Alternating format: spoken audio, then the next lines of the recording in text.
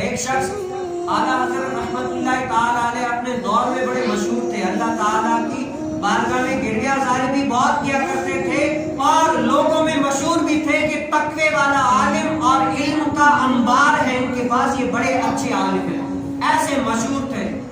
تو لوگ ان کی زیارت کے لیے دور دراز سے آیا کرتے تھے اعلیٰ حضرت رحمتہ اللہ تعالیٰ علیہ کے پاس۔ تو ایک دن کیا ہوا، ایک اعلیٰ حضرت کا مرید دور سے آئے، کہا کہ میں آج اپنے پیر و مرشد کی زیارت کروں گا، دیدار کروں گا اور ان کو دیکھوں گا،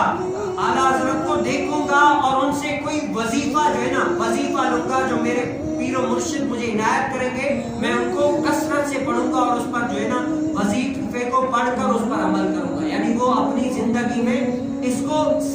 کر لوں گا کہ یہ پڑھتا رہوں گا۔ جب اعلیٰ حضرت کے پاس وہ آیا نا بندہ، جب کسی شخص نے کہا کہ اس کو وظیفہ دو، جب آیا اعلیٰ حضرت رحمتہ اللہ تعالیٰ نے دیکھا نا کہ وہ وظیفے والا میرا مرید آیا کہ مجھے کوئی وظیفہ دو، تو اعلیٰ حضرت نے دیکھا کہ اس کی داڑھی جو ہے نا وہ حد شرع سے کم تھی، یعنی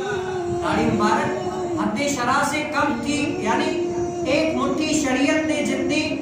مقرر کیا کہ کم سے کم ایک مٹھی داڑھی ہونی چاہیے، اس سے کم تھی۔ تو اعلیٰ حضرت رحمتہ اللہ تعالیٰ علیہ نے فرمایا کوئی وظیفہ نہیں ہے، پہلے اپنی داڑھی حد شرع تک کر لو، بعد میں آ جانا تمہیں وظیفہ بھی بتا دوں۔ اور کہا کہ یہ سفارش کی بات نہیں ہے، فلاں کی سفارش فلاں کی، مجھے کسی سفارش کی ضرورت نہیں ہے، جب تمہاری داڑھی حد شرع کو پہنچ جائے تب آ جانا، میں تمہیں وظیفہ دے دوں گا۔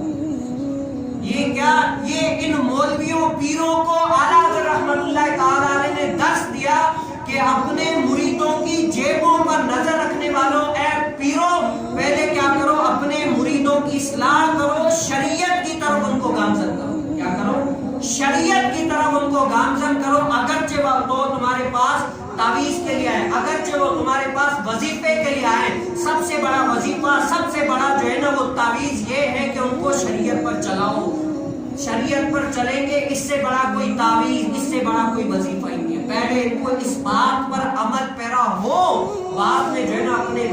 پاس جو ہے نا وہ وظیفے اس سے زیادہ یہ وہ جو دینا ہے دے لو، لیکن پہلے شریعت پر عمل کرواؤ، کیا کرو، شریعت پر عمل کرواؤ۔ آج ہمیں بھی اس بات کی ضرورت ہے کہ ہم شریعت پر عمل کریں۔ آج ہم نے بہت سارے پیر بنا لیتے ہیں، لیکن پیر اصل میں پتہ ہے پیر کیوں بناتے ہیں؟ پیر اسی لیے بناتے ہیں، پیر بنانے کا مقصد یہ ہوتا ہے کہ خود بھی رسول کریم صلی اللہ علیہ وسلم کے قدم اقدس تک پہنچے اور اپنے مریدوں کو بھی وہاں تک پہنچا دیں۔ پیر بنانے کا دو لفظوں میں اگر آپ پوچھیں نا، یہی معنی